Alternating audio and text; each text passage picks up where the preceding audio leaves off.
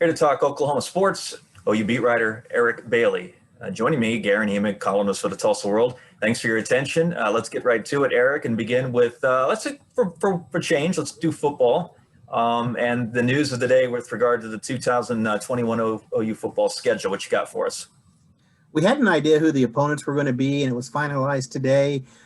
Tulane on September the 4th. The Western Carolina comes to Norman on September 11th, and then the big one will be Nebraska on November 18th. You're looking at the 50-year anniversary of the game of the century in '71. This is a game that Joe Castiglione's really pointed to as a marquee game for the last few years. So it's just going to be exciting seeing OU, Nebraska on the football field. Forget about what's going on with Nebraska's football program, just to see the interlocking O and U and the red N. That's just going to be exciting. It's going to take us back to yesteryear, that's for sure. It might be hard for Husker fans to forget about what's going on with Nebraska football. I hope that Scott Frost gets those guys a little closer, right, than to the level we would expect from a Nebraska team before they come to Norman. Otherwise, that's not going to be nearly as fun as it should be.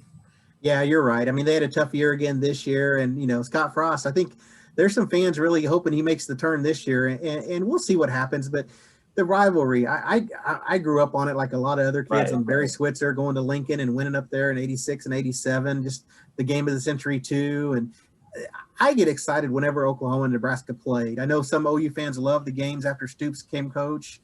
No one will forget 2000 season. So it's just going to be so much fun and nostalgic. And, we're still 8 months away, and I'm excited for it already.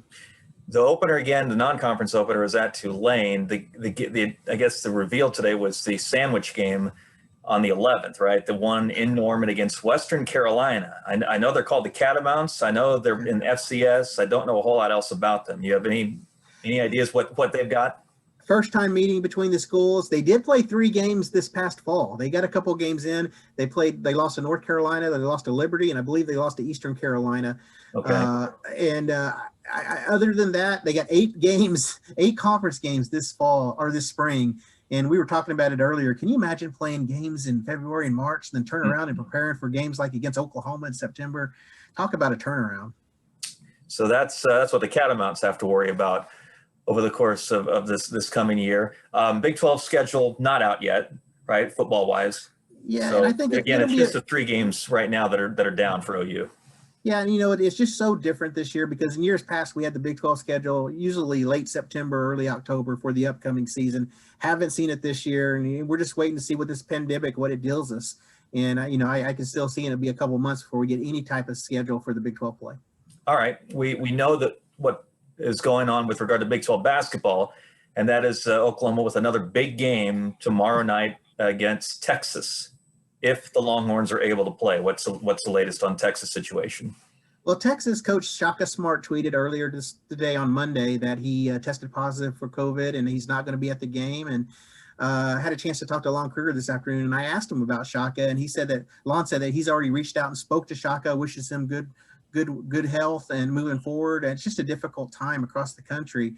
For Oklahoma, this is an important basketball game because they're ranked for the first time this season. They entered at number 24 in the AP poll today, and they play 6 of their next 7 opponents who are going to be ranked currently in the top 11, starting with number 5 Texas. They have number 9 Alabama coming this Saturday to Lloyd Noble Center, and then they go to number 11 Texas Tech to start next week. So I think Oklahoma's an NCAA tournament team. I think they probably would love to get as many wins with as many opportunities as they have right now in front of them. So it's going to be exciting, and it's going to be a challenging schedule for Oklahoma coming up.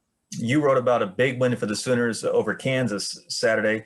I wrote a column to sort of team with what you wrote about just how messy the season has become. And we've noticed particularly how hard the virus has hit the Big 12. Texas is among several teams that had no games at all last week. I think there's a couple that have gone back to back with postponements. I think West Virginia played for the first time in almost a month in Manhattan Saturday. So again, every game you get to play is almost greeted as a victory, right, at this point? Exactly. And you look at Bedlam, last Saturday we expected to see a Bedlam game a couple Saturdays ago and didn't see that. And now that's been rescheduled for they're going to play twice in 3 days, I think, at the end of the season. Yeah. So it's going to be crazy. And that just shows you what you're going to have to do with this virus. And Oklahoma's managed it as well as they could. Of course, they paused the first 3 games of the season.